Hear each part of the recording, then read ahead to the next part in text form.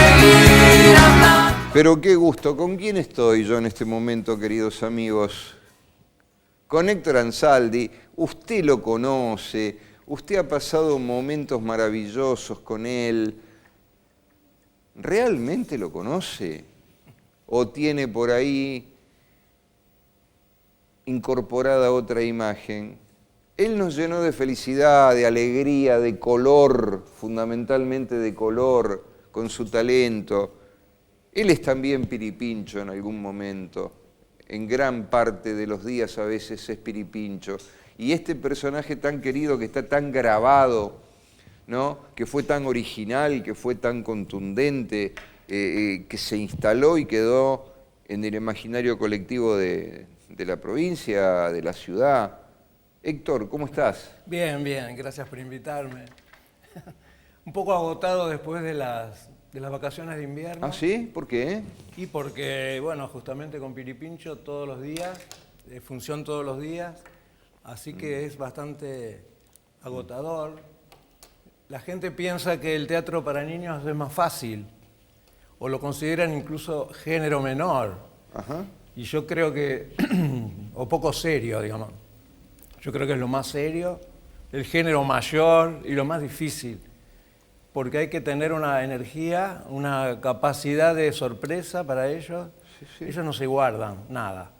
O sea, si no les gusta te gritan, si no se entretienen se levantan. No es como el público adulto que de última se la banca con respeto o qué sé yo, no, pero ellos no. Entonces es muy difícil. Y mantener 15 días seguidos ese ritmo, sobre todo a mi edad, igual Piripincho me da su edad, así que no tengo problema y hago lo de siempre. Pero bueno, después se siente. Ahora justamente... Héctor, ¿por qué te metiste en este tema vos? ¿En qué tema? En este tema de tu vinculación con los chicos y la actuación y la búsqueda de ese personaje. ¿Cómo surgió? ¿Vos tenías una vocación por el teatro y dijiste, la busco por acá, esto me interesa? No, lo mío no fue nada programado, ni pensado. Sí, sentido absolutamente. Yo desde los 7 años, mis padres iban mucho al cine, les gustaba mucho el cine, bueno, y a mí también. Claro. Pero ellos me hablaron de una película que habían visto un día, de una nena que era actriz, que trabajaba en la película. Y a mí me despertó eso de como una nena actriz, quería ver la película encima no era para niños. Pero al final la vi y a partir de ahí mi meta fue actuar con ella en cine, o actuar en cine. Y ahí, o sea, de muy chiquito empecé con esa vocación de hacer cine. Mi papá me dijo, bueno, pero es muy difícil el cine en Rosario, hacer cine. Entonces, hacer teatro, que también era difícil. Yo buscaba el teatro como si fuera una luz que en algún lado tendría que salir.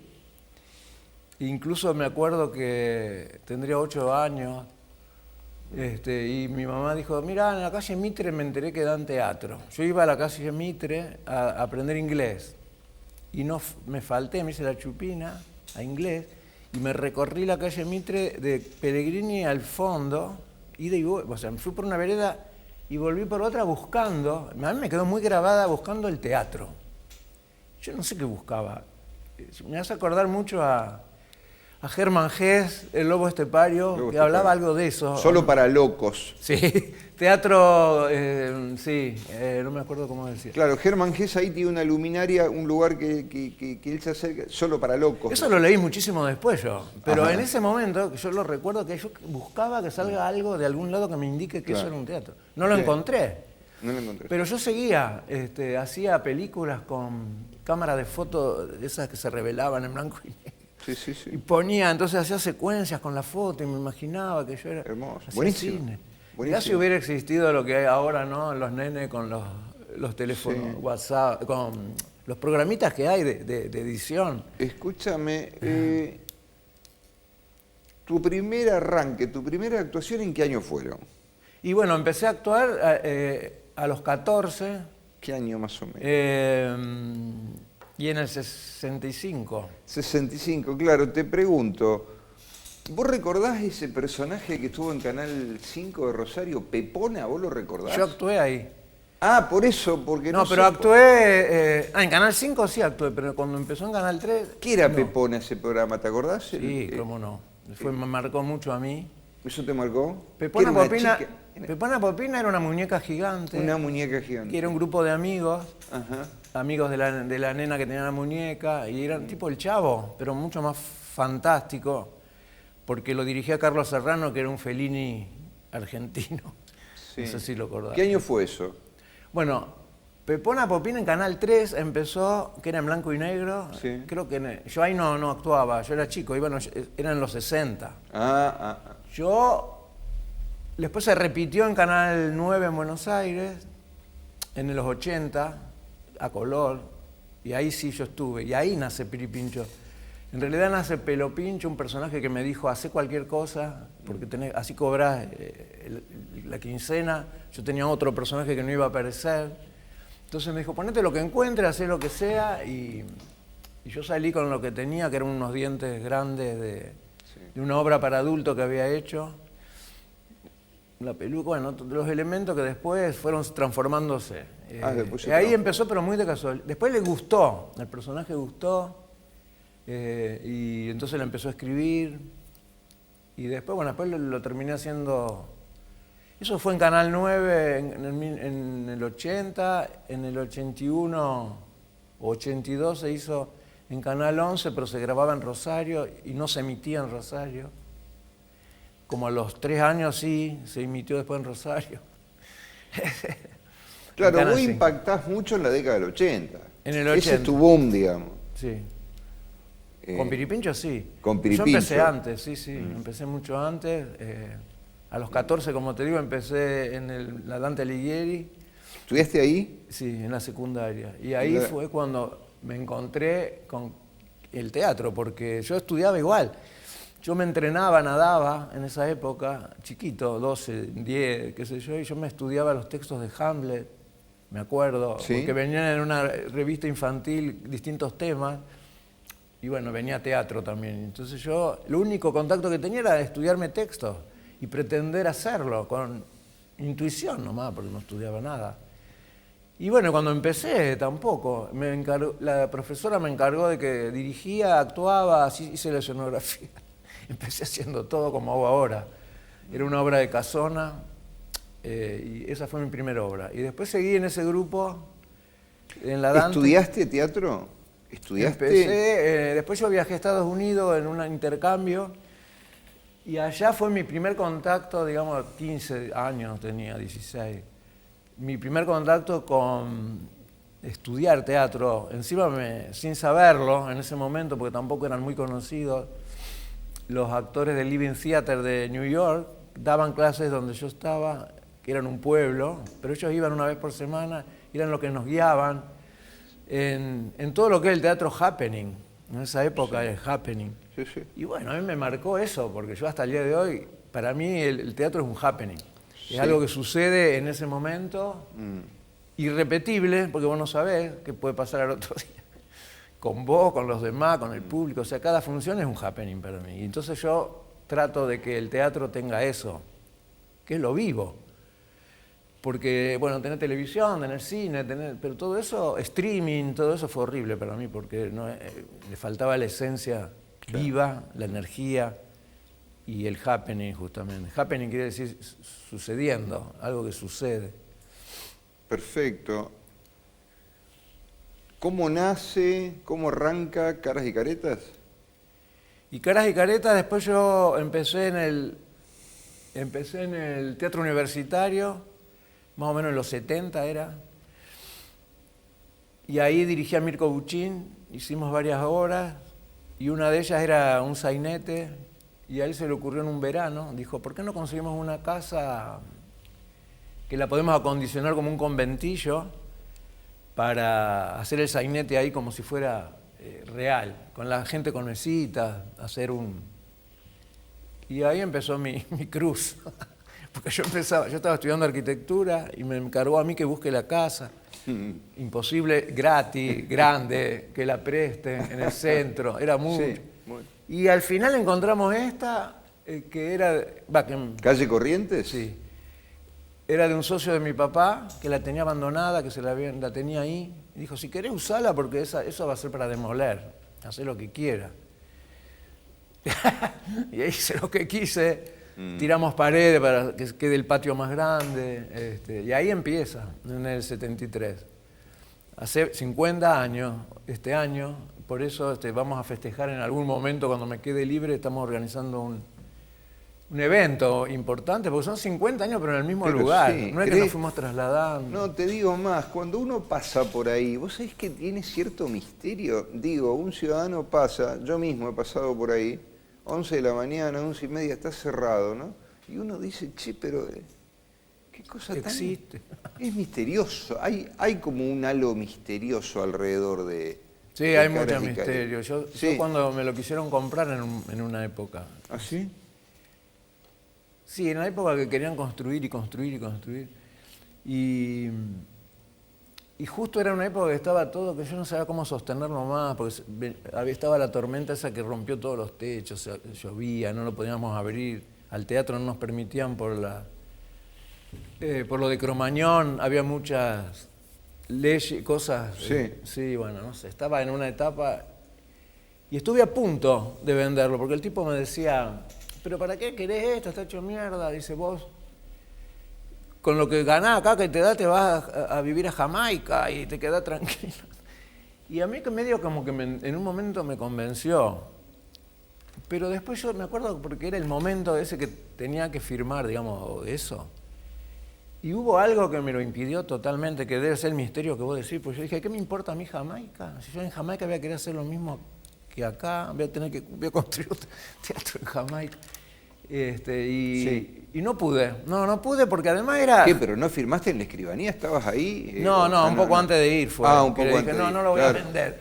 Bien, bien. Sí, son decisiones que no son fáciles, ¿eh? No, porque no fueron fáciles. Pero bueno, yo había hecho varias obras de Piripincho con ese tema, de cómo se rompe el corazón, digamos, o cómo se vende el corazón por algo material. Y yo sentía que estaba traicionándome a mí mismo al hacer eso, porque ahí no era que yo iba a trasladar, no es nada más que el edificio, como vos decís, hay mucho ahí, mucha gente, no soy yo solo. Mucha gente pasó, mucha gente dejó, mucha gente construyó. Y se percibe eso cuando uno pasa por ahí. Sí. Se percibe. Enfrente hay un barcito emblemático, creo. Ya no está más. No está más. Escúchame, ¿fuiste hippie, Héctor? Sigo siendo, creo. Por eso te pregunto, ¿no? Creo que tengo la... No, y bueno, porque, me quedó justamente, yo estuve en Estados Unidos, en Massachusetts estuve yo. Sí. Y me acuerdo que era la plena época de los hippies, ya te digo, con el Living Theater eran re hippies todo, pero hippies de los primeros. De los primeros. Crosby, Stills, Nash, todo eso, ¿te acordás? Sí. ¿Te acordás todo eso? Qué maravilla, ¿no? Los buenos tiempos, eso te pregunto. Los buenos tiempos, decía David Crosby, ¿vos los viviste? Yo lo viví, aparte me lo viví, me acuerdo, esa época de teatro en un galpón, era en un granero, que hicimos en un granero que había ahí. La presentación, porque ellos ya tenían esas ideas locas en aquella época de, bueno, no, el teatro no tiene por qué ser en un teatro, puede ser en cualquier lado, armar ese happening, una cosa que sucede. Y sí, me acuerdo estar rodeado de hippies mucho más grandes que yo, porque yo tenía 16, 15 años. Claro, Ellos sí, tendrían fuera mejor, los 60, 25, qué sé yo. Los maravillosos 60. ¿Te van a distinguir? ¿El Consejo Deliberante te va a distinguir? No, son los premios. El Consejo Deliberante me distinguió, por eso. Como artista sí. Destacado, que yo dije, será porque no tengo taco en el zapato. Esa fue en el 2015. Eso destaca, claro, sí. Destaca. Sí. En el 2015 fue a mí en el Consejo. Ahora va a ser en el Consejo, pero son los premios Hugo, en homenaje a Hugo Midón, que era un artista justamente para niños, un genio. Un genio, sí. La música. Y entonces se hace una premiación, están también, creo que también se lo dan a Mirko Buchín y a otras personas que no me acuerdo, pero además están las nominaciones de las obras que se presentan en los premios Hugo. Y nosotros estamos nominados también por la obra que hice de Piripincho por doquier, que le hicimos en las vacaciones. Son dos cosas. Una, a mí, digamos, por la trayectoria, porque también en lo musical yo tengo... ¿Vos pensás que Piripincho tiene 40 años de que empecé? Y canciones de Piripincho, ponele que sean 5, son más siempre, pero ponele que sean 5 por obra. Y yo hago siempre estrenos cada año, o sea, son 40 obras, 5 canciones, son como 200 temas musicales originales. Eso también yo creo que tiene que ser ¿Qué reconocido. es Piripincho? Piripincho es un niño. ¿Es un niño? Es un niño, sin edad. Yo después, cuando ya lo fui transformando del de Pepona Popina, cuando quedé solo, tuve que cambiar un poco el personaje porque pasó a ser protagonista, antes no. Entonces era otra cadencia, este tenía que ser más brillante. Pero cuando yo escribí mi primera obra de teatro de Piri, me inspiré mucho... No es un payaso, Piripincho. No, él dice que no, que estudia para payaso. Ajá. Cuando sea grande va a ser payaso.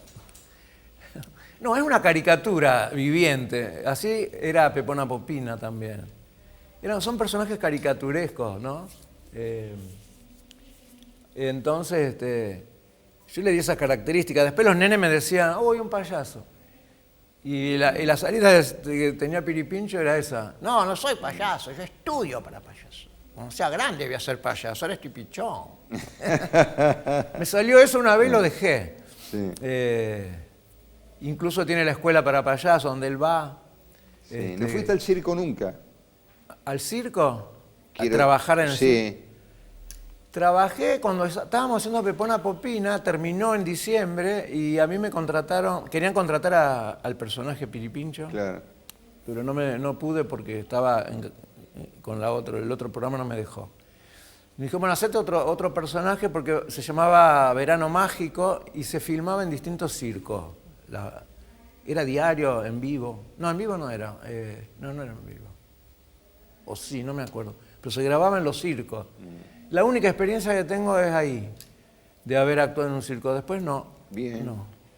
Pero Bien. me queda pendiente, siempre me gustaría. ¿Te llevas bien con la libertad, Héctor? Sí. Y claro, ¿cómo no? ¿Quién no se va a llevar bien con la libertad? Yo me llevo mal con la represión, con los límites. Claro. No, digo porque se nota. Te lo pregunté porque se nota. Porque apenas llegás se nota tu impronta libre, ¿no? Se nota que sos un tipo libre. ¿Esto se distingue de lejos? ¿Sí? ¿De lejos? Sí. No sé de libre, ¿en qué sentido, no? Porque uno siempre tiene algunas opresiones, ¿no? Sí, sí. Pero bueno, tenés esa brisa, ¿no? Se siente, se percibe. Héctor Ansaldi, Piripincho. Yo digo, ¿cuánto le debemos? Qué agradecidos que estamos, Héctor. Estamos muy agradecidos a tu obra, a tu arte, a ese color que siempre le diste a la ciudad, porque sos una de esas personas que le dieron ese color de vida a la ciudad. Verte a vos es ver el color. Entonces yo estoy muy agradecido, la ciudad también, te lo ha reconocido más de una vez. Yo no sé, sos muy querido, sos consciente que sos muy querido. Sí, sobre todo ahora cuando en las vacaciones de julio, que es cuando... No sé si soy yo o Piripincho el querido, ¿eh? Eso todavía no sé, porque no somos iguales. Claro. Piripincho por ahí me sobrepasa. Y lo que voy a decir de libertad quizás es eso que me da él, que es un niño, y los niños son libres. Creo que nosotros tenemos que mantener esa inocencia, aunque no tengamos... No ser ingenuos, pero sí inocentes. Poder descubrir en cada cosa como que es nuevo, ¿no? Que ya lo sabemos, ¿no? Que ya... Y bueno, y me lo reconocen mucho, por ejemplo, en estas vacaciones, venía el padre con el hijo y la mamá, o sea, como 4 generaciones que habían vivido y ellos reconocen eso es muy lindo. Muy bien. La foto traen, La foto. de aquella época. Héctor Ansaldi, gracias por venir. No, gracias por invitar y reconocer, gracias. Hasta el próximo gran encuentro, queridos amigos, tan maravilloso como este. Hay que seguir, seguir.